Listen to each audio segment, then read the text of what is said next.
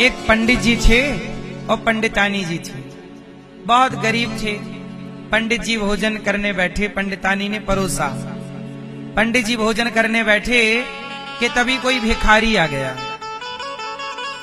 और वो कहने लगा कि पंडित जी हम बड़े भूखे हैं, कुछ भोजन मिल जाए। तो पंडित जी ने अपनी थाली खिसका दी और अपनी थाली दे दी, उस भिखारी को खिलाया पिलाया और बढ़िया वो खा के चला गया। अब पंडित जी की पंडितानी बोली कि आपने अपना भोजन तो दे दिया, अब ऐसा है जो मेरे लिए थोड़ा सा बचा था, चलो उसे अपन दोनों जन खाते हैं।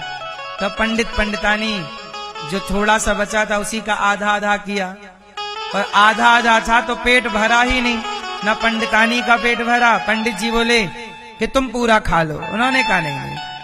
पंडितानी ने कहा आप खा लीजिए, मैं शाम को खा लूंगी।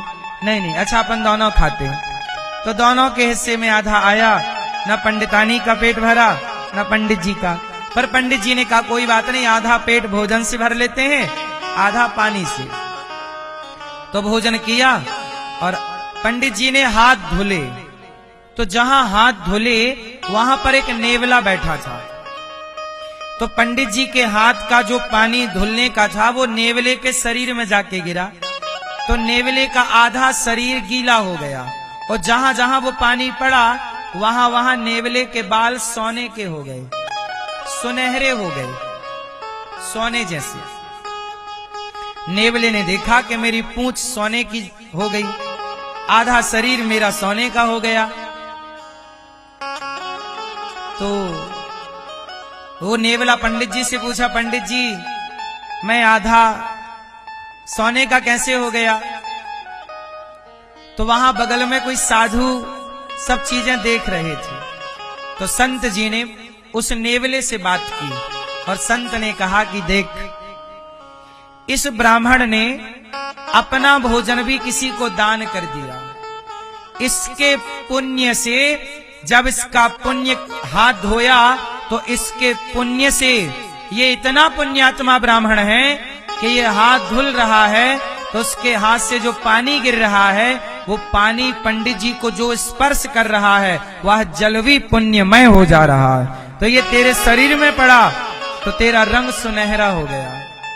तो नेवला बोला कि एक काम करो पंडित जी, आधा सोने का हो गया, मैं अच्छा नहीं लगूंगा, आप ऐसा करो मुझे पूरा गीला कर दो, मैं पूरा सोने का हो जाऊंगा तो मैं नेवलों का राजा हो जाऊंगा, मैं सबसे बड़ा हूं, देखो मैं सोने का हूं।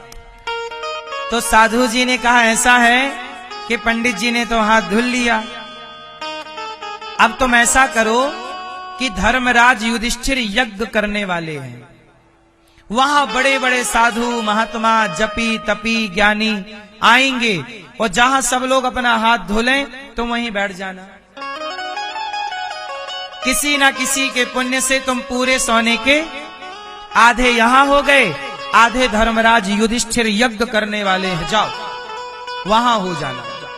अब नेवला चला, धर्मराज युधिष्ठिर यज्ञ कर रहे थे, यज्ञ में भंडारा चल रहा था बड़ा विशाल। अब यज्ञ पूरा हो गया, भंडारे में बड़े बड़े साधु संत गृहस्थ सब खाए और सब हाथ धुलते रहे और वो नेवला वहीं बैठा रहा। पूरा यज्ञ हो गया, सब खा पी के चले गए, पर नेवला सोने का हुआ ही नहीं।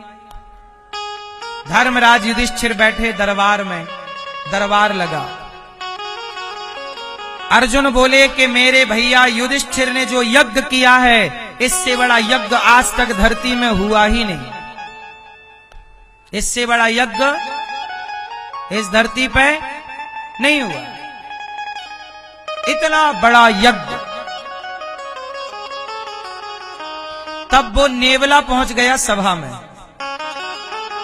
और नेवला बोला, अर्जुन झूठ ना बोलो, तुम्हारे भाई का यज्ञ उस ब्राह्मण के यज्ञ से बड़ा नहीं है। अर्जुन बोले तुम कौन हो नेवला? भगवान कृष्ण भी वहीं बैठे थे। नेवला बोला, अर्जुन तुम्हारे भाई धर्मराज ने, युधिष्ठिर जी ने यज्ञ किया है, पर इनका यज्ञ इतना बड़ा नहीं है जितना बड़ा यज्ञ उन पंडित जी का रहा। अर्जुन ने कहा, नेवला तुम कौन हो, क्या कहना चाहते हो, स्पष्ट कहो। तब नेवले ने पूरी बात सुनाई कि मैं पंडित जी के यहाँ था, उन्होंने एक भूखे को भोजन कराया और अपना हाथ धोया तो मेरा शरीर देखो सोने का हो गया, सुनहरा। और आपके यहाँ इतने बड़े यज्ञ में इतने लोग खाए, सब हाथ धुले, मैं सबके नीचे रहा, लेकिन मेरा आधा अंग सोने का। इसका मतलब आपका यज्ञ उतना बड़ा नहीं। अब तो अब अर्जुन का अभिमान टूट गया, धर्मराज युधिष्ठिर का अभिमान टूट गया। भगवान श्री कृष्ण बोले कि अर्जुन चरणों में गिरे भगवान के कि प्रभु आप बताइए ये यज्ञ पूरा हुआ कि नहीं। भगवान श्री कृष्ण बोले कि ना, अभी ये यज्ञ पूरा नहीं हुआ। क्यों? बोले सब लोग भोजन कर लिए, पर अभी भी एक स्वपच भोजन करने को बाकी है। कहां है वो? ढूंढो, कोई अभी भोजन में बाकी है। ढूंढा तो जंगल में एक व्यक्ति बैठे हैं, साधु, जो भगवत चिंतन कर रहे हैं। कहा कि ये बैठे हैं देखो, और वो साधु नहीं, एक स्वपच, मतलब जिसे आज की भाषा में दलित कहते हैं। दलित समाज का एक कोई व्यक्ति है जो भूखा है। कहा कि तुमने यज्ञ किया, सबको भोजन कराया, लेकिन अभी एक तुम्हारे राज्य में भूखा है, चलो इन्हें ले चलो। उन्हें सा सम्मान लाए और धर्मराज युधिष्ठिर ने भोजन कराया। और भोजन करा के जब उन्होंने हाथ धोए तो नेवला वहीं बैठ गया। और जब हाथ धोए और उन स्वपच साधु के हाथ का जल का स्पर्श जब नेवले के शरीर में पड़ा तो पूरा नेवला सोने का हो गया। अब धर्मराज युधिष्ठिर का यज्ञ पूरा हुआ। इसका मतलब ये कथा ये कहना चाहती है कि जब तक आखिरी व्यक्ति भोजन ना कर ले तब तक आपका यज्ञ सफल नहीं होता। अन्नदान जब तक ना हो तब तक यज्ञ सफल नहीं होता। इसलिए गौरी गोपाल भगवान की रसोई 24 घंटे चलती है कि आखिरी व्यक्ति रात के 2 बजे भी आए तो उसे भरपेट भोजन मिले। आप वृंदावन आइएगा, वृंदावन में 24 घंटे भोजन चलता है गौरी गोपाल रसोई में। 24 घंटे भरपेट भोजन मिलता है सबको। कभी भी आओ, दिन में आओ, रात को आओ, रात के 2 बजे आओ, रात के 3 बजे आओ, सब भोर के 4 बजे आओ। जब आप भोजन मांगेंगे क्या मतलब आपको मांगना भी नहीं पड़ेगा, वहां चलता रहता, आपको मांगना भी नहीं पड़ेगा। तो गौरी गोपाल रसोई है जहां अखंड, ये रसोई गौरी गोपाल जी की है, अखंड चलती। कोई ये लाइन लगी है ना, ये टूटती नहीं है, चलती रहती। 30 से 40 हजार लोग पर डे भोजन करते हैं और 12 महीने करते हैं और 24 घंटे चलता है। अब बताओ, धर्मराज युधिष्ठिर ने जो यज्ञ किया, उस यज्ञ से बड़ा यज्ञ उस ब्राह्मण का यज्ञ था कि अपनी थाली उन्होंने किसी को खिला दी। एक थाली भोजन भी, एक व्यक्ति का भी पेट आपने भाव से प्रेम से भर दिया तो वह एक यज्ञ के समान पुण्य है साहब। एक भक्त का, एक भूखे का, एक साधु का पेट भरना। इसलिए कहता हूं अन्नदान किया करो। अन्नदान से बड़ा कोई दान नहीं होता मेरी माँ।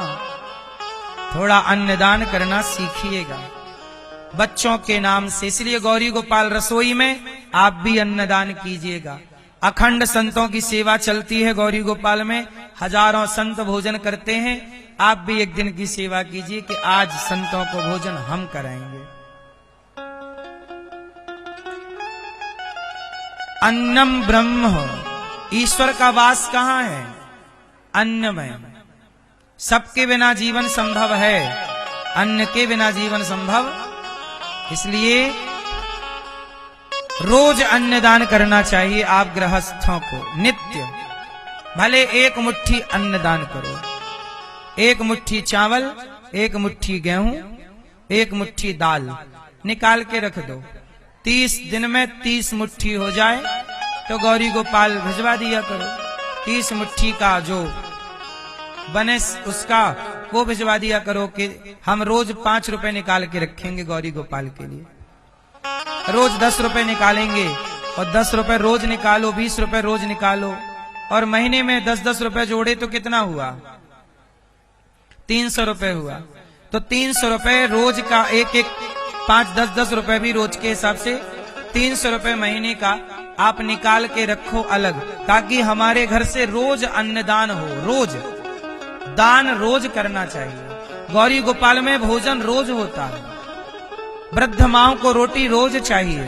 गौरी गोपाल गुरुकुल में 150 बच्चे हैं, बच्चों को रोज रोटी चाहिए। 400 गैया है, रोज चारा चाहिए।